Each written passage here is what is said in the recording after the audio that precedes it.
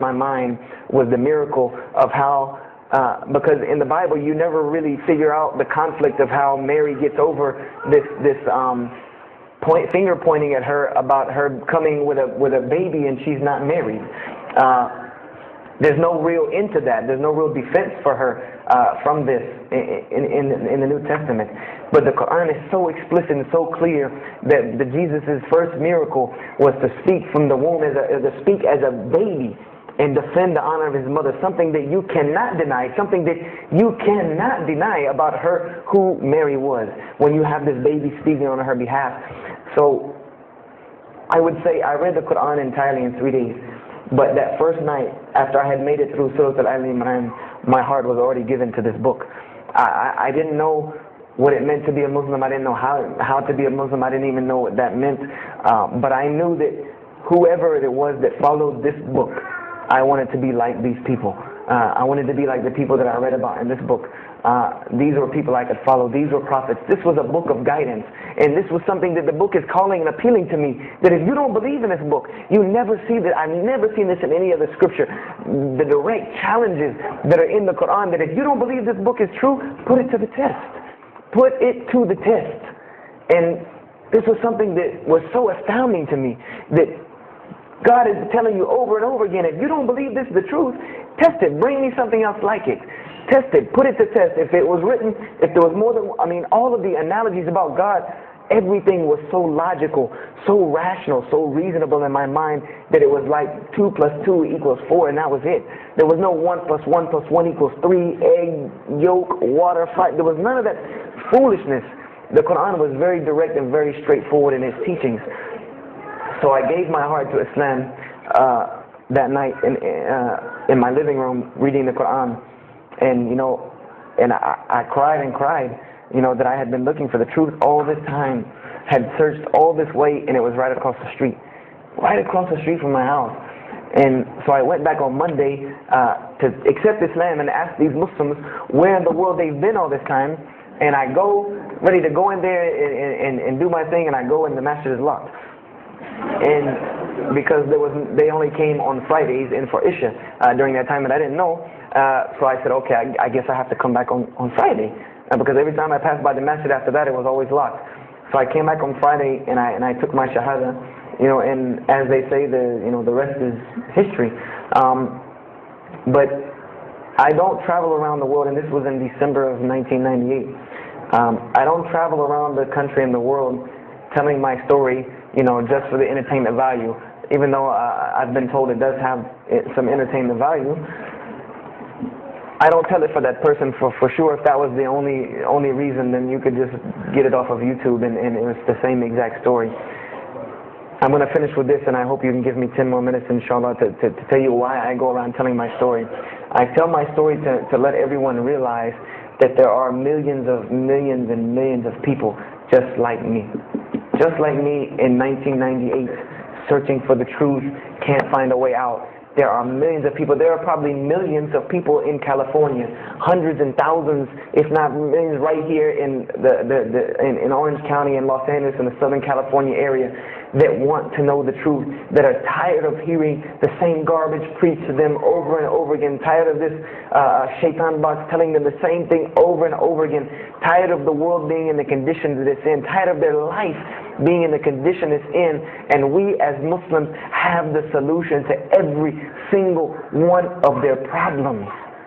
And guess where we keep it at? Right here inside the masjid. Right here inside the masjid, we have all of this truth. We have the solution to every problem in the world. You want to solve the world hunger? The problem of world hunger? Islam has the problem. You want to solve the problem of world poverty? Islam has the answer. You want to fix the economic situation of this country? Islam could fix it tomorrow. And this was in an op-ed piece in the Washington Post. In the Washington Post, there was an op-ed piece that the two markets that are falling apart in this country are investments and housing. And there are two people in this market that while the rest are bottoming it out, this market is steadily climbing. It's not getting rich overnight like people want to, but it is continually going up, and that is Islamic financing and Islamic housing markets. These two things are so steady and so strong that Economists in DC are trying to figure out how they can take some of these Islamic principles from these investing and housing firms and plug them into this system to give it some stability, because they realize that you won't get rich overnight in the Islamic system, but it will be stable. It will be something that will give stability. So they are starting to find out that Islam has the answer and the solution to their problems, but we already know this. We already know this, that we can solve every world problem with Islam. We'll put it into it. But the problem is, we're hiding it from the people. Unfortunately, willingly or unwillingly, knowingly, unknowingly, we are hiding this from the people. And there's a statement in the Quran and that Allah warns the Jews about what they did with their religion. And there's a statement that is left in the Quran for us, that verily those who conceal the evidences and the clear proofs, after we have made it clear for them in the book, they are those who are cursed by Allah and cursed by those who curse, unless they repent and reveal that which they have been concealing. Those I will accept their repentance, because I am the one who accepts it, the most merciful. We have become guilty just the same way the Jews have of hiding the truth about their religion. When they saw the Prophet Muhammad ﷺ, they knew the truth and wanted to hide it. People, we know the truth about Islam, and we are hiding it. We as Muslims are running around begging Allah for dignity and honor and help when He has already given it to us in this deen. Everything that a Muslim could ever want has already been given to him in this deen of Islam. Anything that you ask Allah for, there is an account set up for you to go take it out of. You just got to find it where it's at. And any of you, I'm not going to go through the ayahs for they're too long, but if you want to know the solutions to every one of your problems in this world and the hereafter, just go read Surah Al-Saf, ayah 10 through 13. Very, very easy solution. If I had the time, I would read them to you, inshallah. But we have the cure to every disease in the world, and we're not giving it to the people. And I want to use this as a parable because I really want this to hit home with you. Let's say, what is your name, brother? Abdullah, mashallah. Let's say me and Abdullah are best friends. We're brothers in deen. We're roommates, and we've been roommates for years and years and years. And let's say brother Abdullah has contracts an illness, a disease that is one of the most painful diseases that any human being can ever go through in his life, and it's not something that's going to kill him quick. Let's say this disease is going to suffer and fester with Abdullah and make him not be able to eat, sleep, nothing. He's just miserable all the time.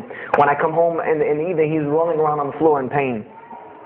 And let's say I know him in this condition, and let's say one day I come across the cure for his disease.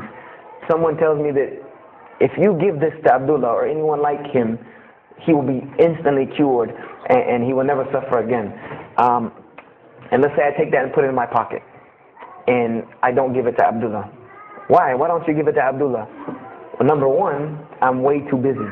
I have 2 jobs, going to school, I have a long commute back and forth, I got to drive up and down the 405 every day. I don't have time to give Abdullah this medicine, man. If he wants the medicine, he'll go get it himself. I don't have time. I'm really busy. Number 2, I'm not a doctor. I should not be prescribing Abdullah medicine, and I'm not knowledgeable in medicine. He should, if he even wants help, he should go see a doctor. I'm not a doctor. Number 3, Abdullah's, please forgive me, but Abdullah's kind of stubborn.